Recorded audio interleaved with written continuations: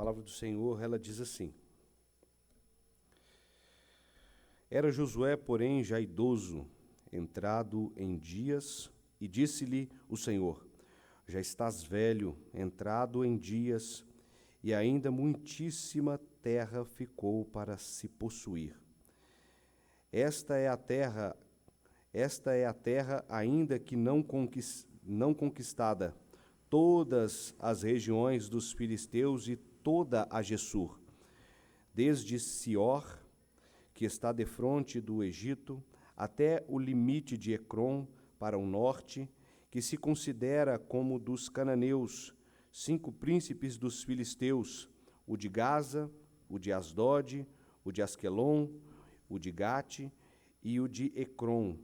Ao sul, os aveus, também toda a terra dos cananeus, e Meará, que é dos sidônios, até a Feca, ao limite dos amorreus, e ainda a terra dos gibleus, e todo o Líbano, para o nascente do sol, desde Balgade ao pé do monte Hermon, até a entrada de Ramate, todos os que habitam nas montanhas, desde o Líbano até Misrefote, Maim, todos os sidônios, eu os lançarei de diante dos filhos de Israel.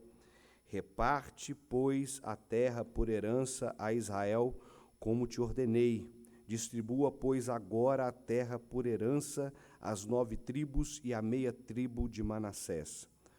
Com a outra meia tribo, os rubenitas e os gaditas já receberam a sua herança da além do Jordão, para o oriente, como já lhes tinha dado Moisés, servo do Senhor. Começando com Aroer, que está à borda do vale de Arnon, mais a cidade que está no meio do vale, de todo o planalto de Medeba até Dibon, e todas as cidades de Seom, rei dos amorreus, que reinou em Hesbom, até o limite dos filhos de Amon, e Gileade, e os limites dos Jerusitas e dos Macaatitas, e toda o monte Hermon, e toda a Baçã, até Salca, todo o reino de Og em Bazã, que reinou em Astarotes e em Endrei, que ficou do resto dos gigantes, o qual Moisés feriu e expulsou. Porém, os filhos de Israel não desapossaram os jerusitas, nem os macatitas, antes Gessur e Maacate permaneceram no meio de Israel até ao dia de hoje.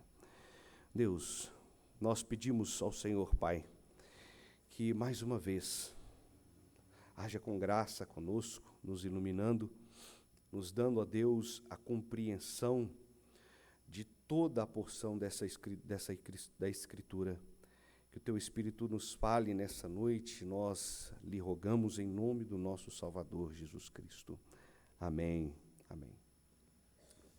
Meus irmãos, o capítulo 13 de Josué, diferente das guerras, né, que nós vimos até o capítulo 11, aqueles confrontos e posses, nós vimos até o capítulo 11 uma série de cenas que em alguns aspectos se tornavam violentas e maçantes e de destruição e de posse, como se fossem cenas de um filme de aventura que nos desejava ou que nos fazia esperar a próxima cena do capítulo. Mas, a partir do capítulo 13, meus irmãos, nós vamos ver aqui que começa uma nova sessão. A sessão do capítulo 13, ela agora vai até o capítulo 21. É uma outra sessão que agora o aspecto distintivo dela vai ser herança, a posse, a distribuição da terra para os cuidados do povo de Israel, na mão das tribos. Mas nós vamos, meus irmãos, entrar nesse texto e nós perceberemos, e aqui as pessoas, às vezes, quando lidam com esses textos nas suas leituras contínuas, né, às vezes desanimam de ler essas passagens, né? Porque elas dizem, mas que tanto de nome que é esse? Para que esse tanto de nome? Eu não entendo nada, não sei onde é. Que utilidade esse texto ele pode ter para nós hoje? Meus irmãos, esse texto ele fala conosco, e você vai perceber que várias partes dele, ele traz um enunciado a respeito de princípios teológicos que acompanham toda a redenção, toda a obra redentora do nosso Senhor. Por quê? A partir do capítulo 13, nós vamos ver que a posse da herança, a posse daquilo que o Senhor havia prometido a Israel. E no que diz respeito a nós hoje, meus irmãos, nós sabemos que, e mencionamos já várias vezes, que a caminhada do povo de Israel para possuir a terra prometida é um tipo da caminhada cristã rumo a Jerusalém celestial, rumo às moradas eternas. E se isso é verdade, e se essa analogia ela é possível, e que, como nós vemos a Escritura mostra isso, que é possível, nós temos a esperança. Ela fala conosco. Fala conosco. E nós vamos ver alguns aspectos, meus irmãos. Por quê? Eu quero, antes de ver alguns aspectos do texto, que nós vamos hoje explorar o capítulo todo, eu quero fazer uma recapitulação do que nós já vimos. A estrutura do livro. Por exemplo, nós já vimos a entrada da terra prometida do capítulo 1 até o capítulo 4, ali o período onde Josué, depois da morte de Moisés, é encorajado pelo Senhor, e ele passa então a liderar, e o Senhor, dos 4 primeiros capítulos, ele confirma aquela liderança, ou a passagem da liderança a Josué. Nós vamos ver no capítulo 5 em diante a conquista da terra, né, até o capítulo 12. O capítulo 12 ali, na verdade, é uma lista dos reinos que foram conquistados tanto por Moisés quanto por Josué. E de agora nós vamos ver a distribuição dessa herança que o povo possui. O capítulo nós vamos distribuir, irmãos, dividi-lo em 3 partes. Do versículo 1 ao versículo 7, nós vamos ver que a promessa de Deus, ela permanece ainda. A promessa de Deus, ela permanece. Nós vamos ver por que permanece, se a terra já está na posse dos israelitas. Se você leu atentamente o versículo 1, você vai ver. O versículo 8 ao versículo 13, nós vamos ver que Israel passa a fazer algumas alianças que são perigosas. Perigosas. Não no futuro, não no sentido do presente, mas num futuro elas seriam destrutivos para eles. No versículo 14 ao versículo 33, que ali são a distribuição entre as terras, ou das terras que estão da além do Jordão, para as tribos de Ruben, Gade e a meia tribo de Manassés, dos versículos 14 a 33. Nós vamos ver um encorajamento para a posse dessa herança. Então, irmãos, nós temos que entender que, sobretudo, assim como eles tinham a promessa da terra, nós temos a promessa de eternidade ou de um gozo eterno com Cristo. Então, nós temos que enxergar essa história nessa perspectiva, olhar para essa história dessa perspectiva. E o primeiro aspecto, meus irmãos, que nós vamos ver do versículo 1 ao versículo 7, é que a promessa ela permanece. A promessa, como eu disse no início, como muitas coisas, né, como por exemplo aqui no nosso país, eu não sei se isso existe em outro país, viu, irmãos? Aqui, se a pessoa deixar de pagar a conta, o nome dela for para o Serasa, daqui a 5 anos eles dizem que as dívidas caducam, né? Mas as promessas de Deus, elas não caducam, elas não passam. Elas não têm um tempo de validade. Por quê? No início eu disse que Moisés já havia morrido. E o Senhor começou a dar, ou chegou próximo da terra prometida. As terras da além do Jordão não haviam sido prometidas pelo Senhor. Mas como Israel havia tomado, o Senhor falou assim, não, vocês querem ficar nessa porção? Podem ficar, mas lembram do acordo. Vocês vão à frente do povo para guerrear junto com eles, para que os seus irmãos não fiquem desanimados. E eles foram, essas tribos que nós vamos ver da distribuição aqui hoje, elas foram à frente e lideraram ali os exércitos do Senhor para a tomada da terra prometida. E agora, Josué, na liderança, nós vemos que ele já está velho. Aqui, meus irmãos, alguns estudiosos vão dizer que existe um tempo que passa do versículo dos capítulos anteriores, especialmente do capítulo 11, aqui aonde diz claramente que a guerra, cessou, as guerras cessaram naquele lugar. Existe um tempo agora para o capítulo 13, e provavelmente Josué está próximo ali dos seus 95 anos de idade, sabendo que a morte dele aconteceu por volta dos seus 110 anos. Então ele já está ali próximo da sua morte, e o Senhor fala assim para ele no versículo 1, ainda há muitíssima terra ficou para se possuir. Queridos, provavelmente Israel, ele destrói aquelas cidades que se opuseram a eles, mas ainda existia um restante de povo que ficou espalhado na terra, e o Senhor havia dado uma ordem para que Israel fosse e tomasse a terra. E o Senhor, ele diz no versículo 6, para garantir que esse restante da terra a possuir não fosse tomado pela própria força, ou que o povo ficasse aos seus próprios cuidados, ele fala assim, no verso 6, eu os lançarei de diante dos filhos de Israel.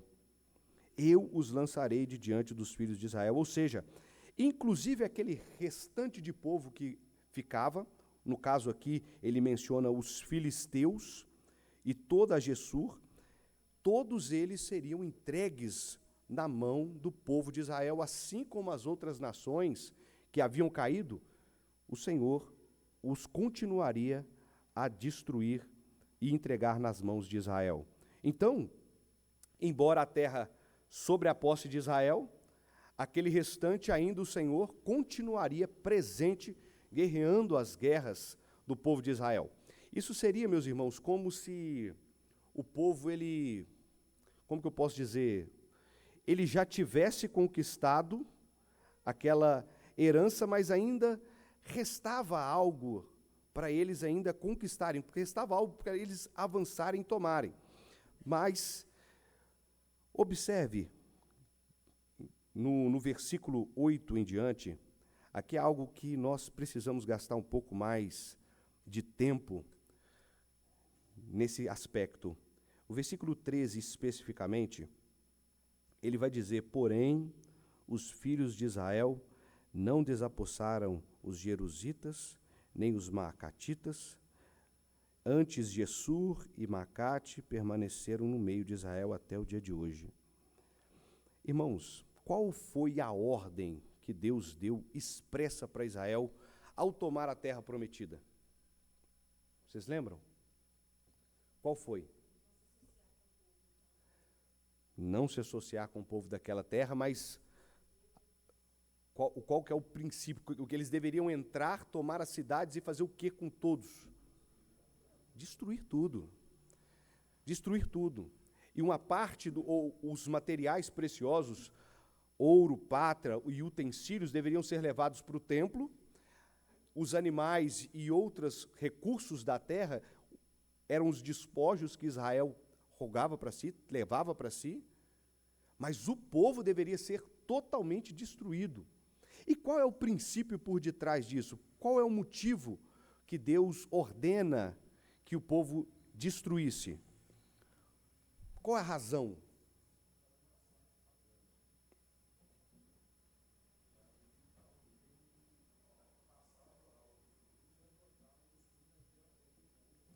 Exatamente.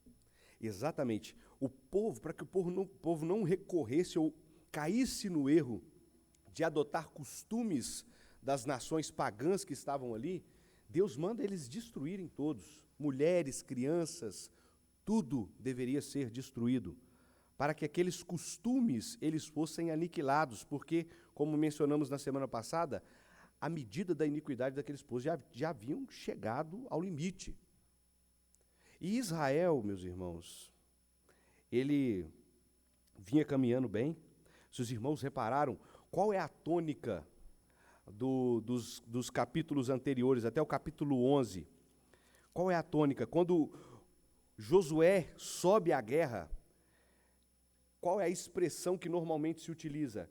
Que Josué fez tudo como o Senhor havia ordenado. Ou Josué fez tudo como o Senhor havia ordenado ao seu servo Moisés. Eles haviam feito tudo. Mas a partir de agora, queridos, esse versículo 13, ele é um dos inúmeros que nós veremos até o capítulo 17, é um dos inúmeras exceções que Israel abre para que outras nações habitem no meio deles. Então Israel falhou, meus irmãos, e obedeceu ali parcialmente o Senhor. Parcialmente. E essa obediência parcial é o quê? Desobediência. Desobediência completa. Meus irmãos, não há como obedecer ao Senhor mais ou menos. Não há. Ou nós acertamos ou nós erramos completamente. É como se Israel estivesse guardando ali, com o seu ato ali, como se eles estivessem reservando para o futuro punições que viriam necessariamente contra eles mesmos. Por quê? Aconteceria justamente aquilo que o Senhor tentava prevenir que não acontecesse com Israel. Misturar-se com povos pagãos e adotar os seus costumes.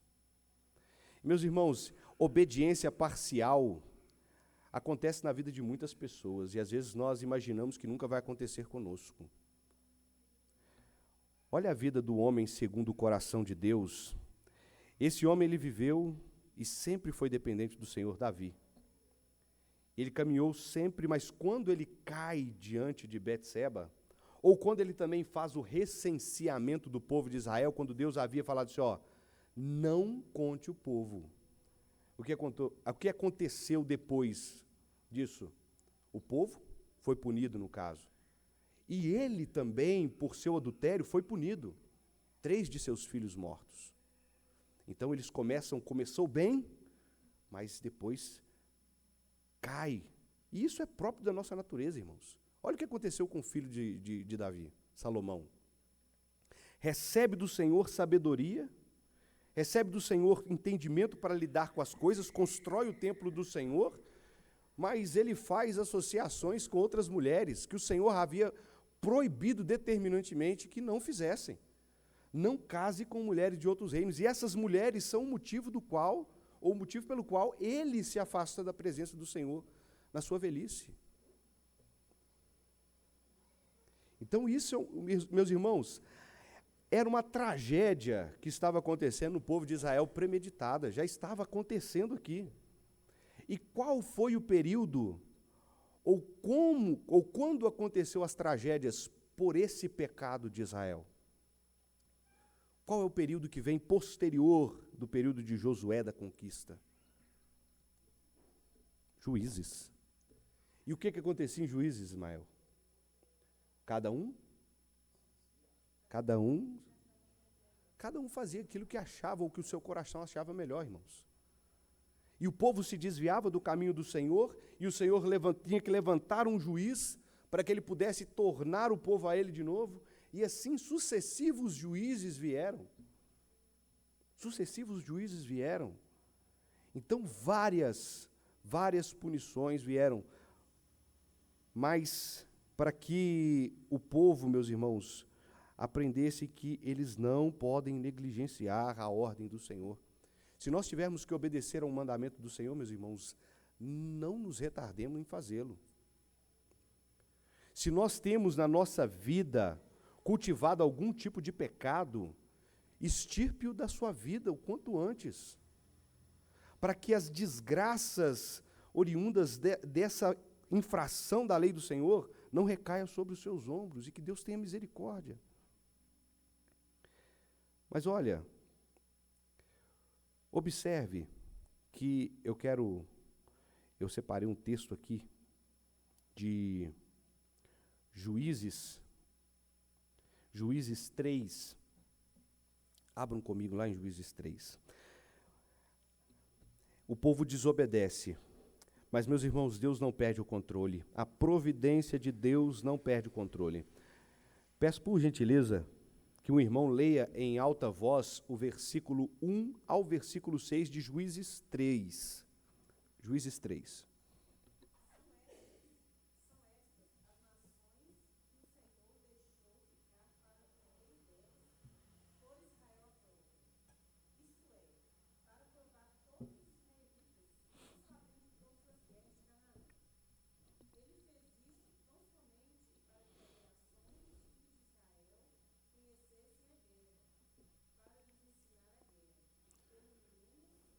As gerações que dantes.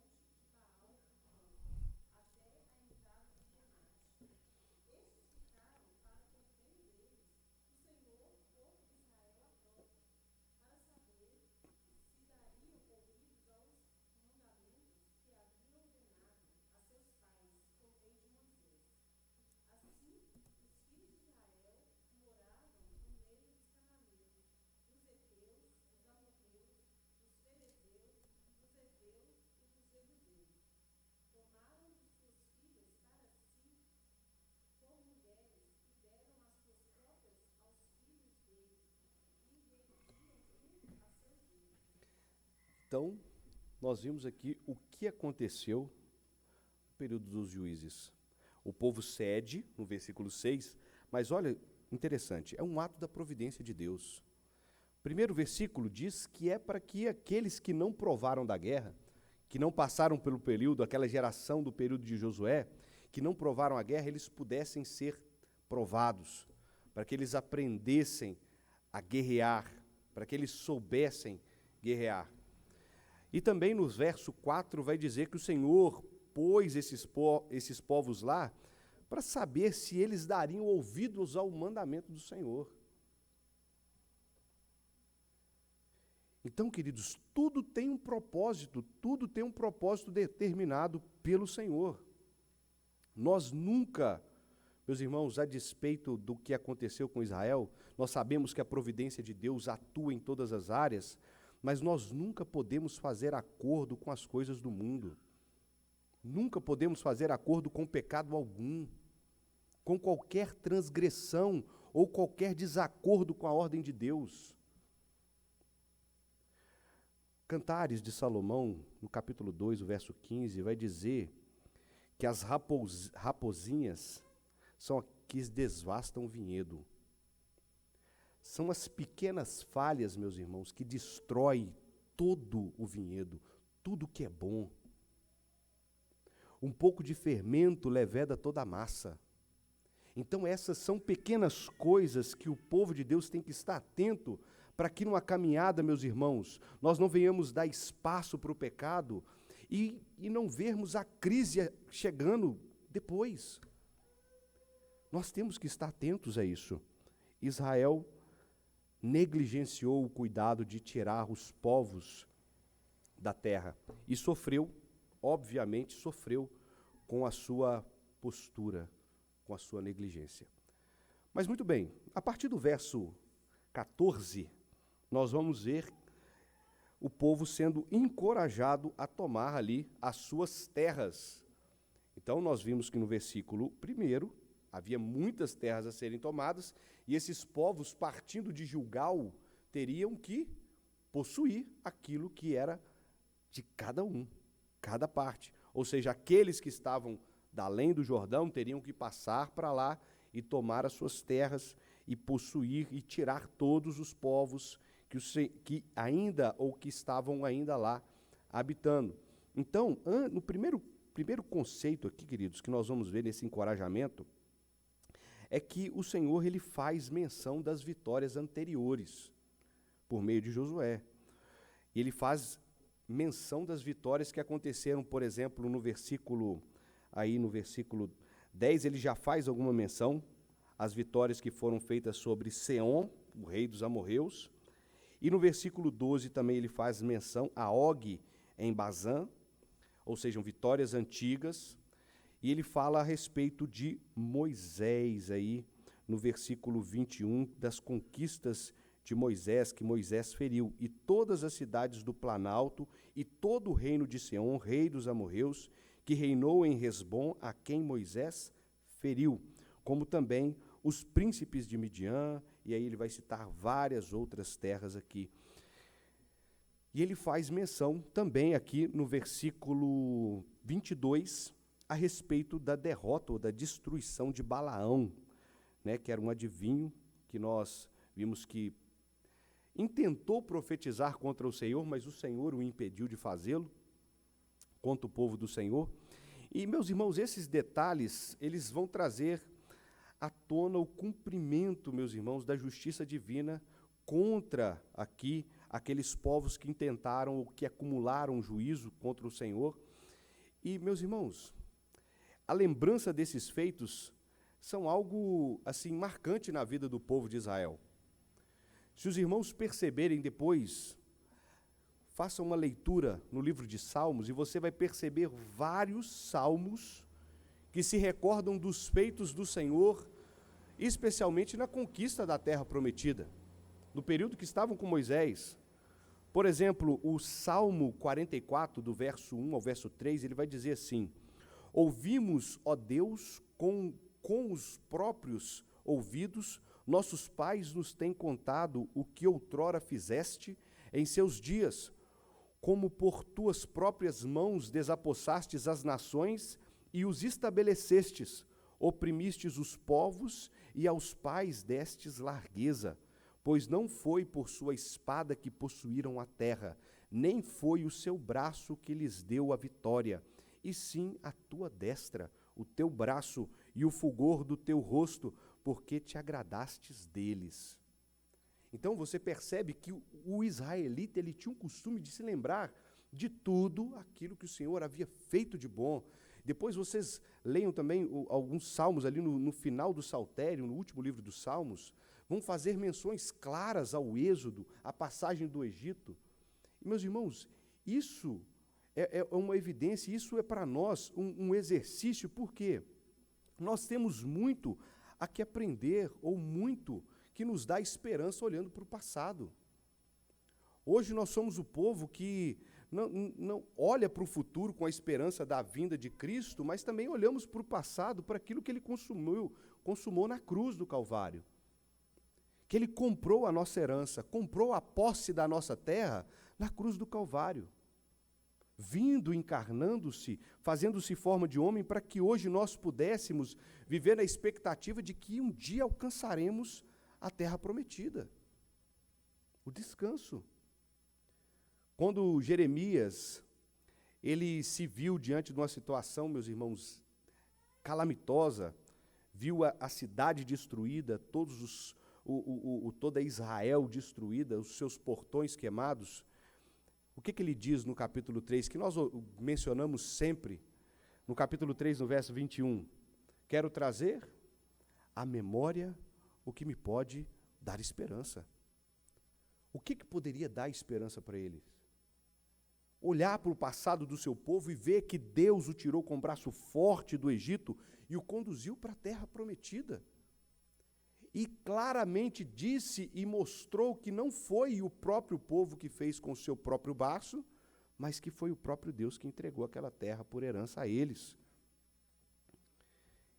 Então, queridos, nós, olhando para o passado, nós temos que ter essa esperança também, como filhos de Deus, olhar para o passado, para a caminhada do povo de Deus, porque aqueles que provaram dessa herança, eu acho muito interessante, inclusive, deixa eu só me ver aqui numa referência, um texto de Hebreus, meus irmãos, vamos abrir lá em Hebreus.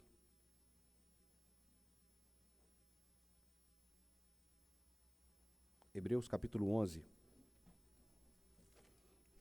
Por que nós podemos olhar para trás, para aquilo que Cristo fez, desde Abraão ali, e termos esperança? Observe Hebreus 11, quem achar, aí por gentileza, o verso 8. Deixa eu ver. Deixa só eu conferir aqui, meus irmãos, que eu não achei no texto da minha. 11. Isso, 8, verso, capítulo, isso.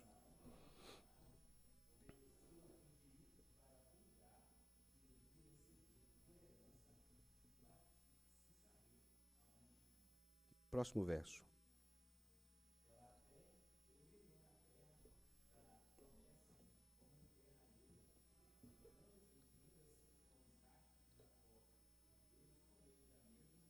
O próximo também.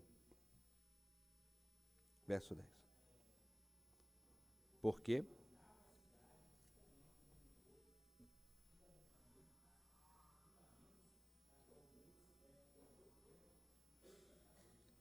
Muito bem.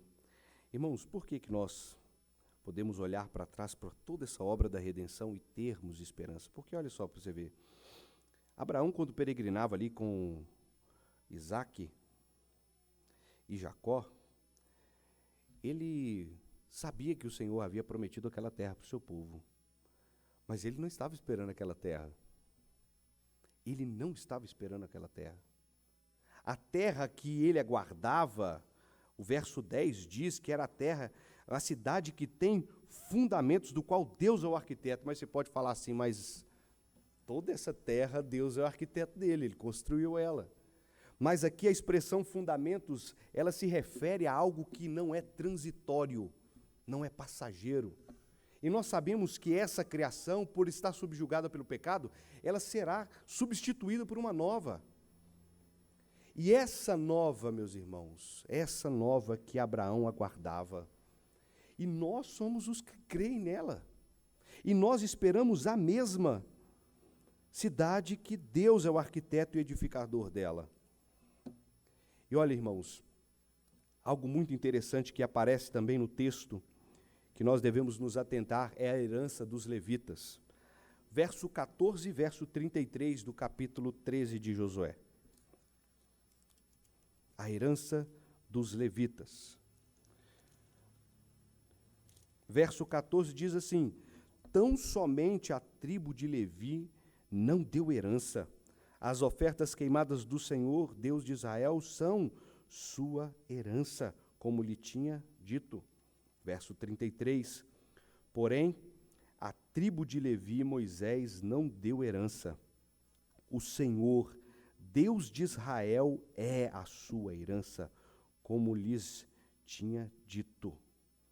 Irmãos, a herança da tribo de Levi era diferente. Ele não recebe nenhuma porção de terra. A terra que é repartida entre Rúben, a meia tribo de Manassés, aos gaditas, nenhuma parte dessa terra é dada aos levitas. Mas por quê? Ele era a tribo da qual o Senhor escolheu para que eles pudessem cuidar das coisas dele. Era a tribo que servia o Senhor e eles não tinham herança com o povo de terra, porque a sua herança era o próprio Deus. Eles eram sustentados pelos sacrifícios que eram oferecidos. E, meus irmãos, a nossa herança, a nossa porção também deve ser sempre o Senhor. Sempre o Senhor. E que, embora as coisas, como por exemplo, nós vamos ver na Escritura, homens como Abacuque, por exemplo, que diante da escassez e diante da futura ruína de Israel, ele fala assim, olha, ainda que a figueira não floresça, ainda que não haja fruto na videira, e o produto da oliveira minta, eu não vou ficar preocupado com isso. Ainda assim, ele se alegra no Senhor, porque era mais importante ter o Senhor como porção, como o que era mais precioso para ele, do que os bens materiais, as bênçãos temporais. Lamentações 3:24 diz que a minha porção é o Senhor, diz a minha alma, portanto esperarei nele. E lembre-se que Jeremias escreveu isso aonde? Exilado, numa terra estranha. E ele disse que a sua porção era o Senhor, e ele esperava nele. Então, mesmo sem terra, mesmo sem estabilidade, mesmo vivendo num mundo caído, meus irmãos, aguardem no Senhor, esperem no Senhor, porque a nossa herança, ela é muito melhor do que aquilo que nós podemos conquistar nesse mundo. Muito melhor, muito mais duradouro. E nós temos que confiar nisso. Nós temos que confiar nisso. Então, queridos, concluindo aqui o nosso estudo, nós temos aqui alguma esperança, nós temos esperança de que a promessa do Senhor não falha, não vai acabar. Nós temos segurança nisso. E nós podemos confiar que, embora o tempo passe, os líderes vão, pessoas não são insubstituíveis no reino do Senhor. Um cai, um morre, o outro vem, e o Senhor traz com a sua providência outros, e o Senhor vai sim mantendo o seu povo, e nós temos a certeza disso. Nós vemos a mão providente do Senhor encorajando o seu povo a progredir na guerra, a conquistar os territórios, e nós, como a mesmo exemplo, temos que jamais desistir de caminhar nessa terra. Mesmo que venham problemas, meus irmãos. E aqui eu faço menção de novo ao hino de Lutero, né, que fala mesmo que a nossa vida venha a ser tirada, mesmo se os bens, famílias, poder, tudo venha a ser tirado, nós, meus irmãos, reinaremos com Cristo. Nós reinaremos com Cristo. Que essa seja a nossa esperança. Eu quero abrir aqui para os irmãos, caso tenha alguma contribuição, alguma pergunta. Esse é o momento.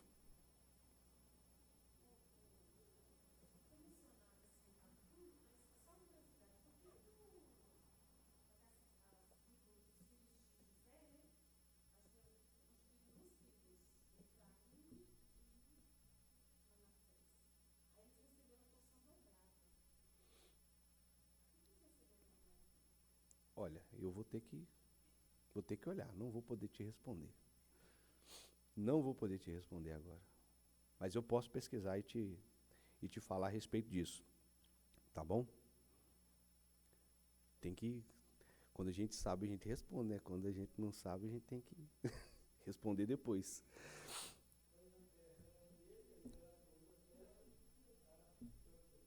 Tanto para quem ele quiser. Exatamente. Não, eu não trouxe, eu acho que não tem ali em cima no computador, mas na próxima semana eu vou trazer as distribuições da terra. Os irmãos vão perceber que para algumas tribos, às vezes ficavam ali em lugares pequenininhos, e outras tribos, como por exemplo a de Judá, que ficou mais ao sul, receberam porções de terra enormes, enormes. Então, a divisão de terras, elas não aconteceram assim, como que eu posso dizer, não, eu falo igualitárias, não foram igualitárias. Então a gente, nem Deus trabalha na perspectiva do socialismo aí, trazer tudo igual para todo mundo, não. Deus dividiu, deu muitos para um e poucos para outros, conforme ele achou que tinha que ser. Olha, nenhuma afirmação, nenhuma promessa é vazia, ela tem um sentido, ela tem um cumprimento, e eu só preciso pesquisar para me responder. Então, irmãos, vamos orar e depois vamos entoar o hino 318. Pai, nós agradecemos ao Senhor por mais uma, Pai, mensagem que o Senhor nos traz nesse dia de estudo, reforçando que as tuas promessas não passam, o Senhor continua conosco. Ó Deus, as tuas palavras, elas não caducam, elas não têm prazo de validade, elas são como o Senhor é, eternas, sempre vivas e atuantes. Nós, Pai, te louvamos pelo teu cuidado, ó Pai, em preservar, em cuidar do seu povo, em nos acompanhar, Pai, na nossa caminhada e nos ajudar sempre, Senhor. Que as tuas bênçãos continuem a repousar sobre a nossa vida. E ajude-nos, Deus, como peregrinos que somos, Pai, rumo à terra prometida, nós venhamos, Pai, aguardar do Senhor a nossa herança, a nossa herança. Em Cristo Jesus, nós oramos e agradecemos. Amém. Amém. Vamos louvar o Senhor, queridos.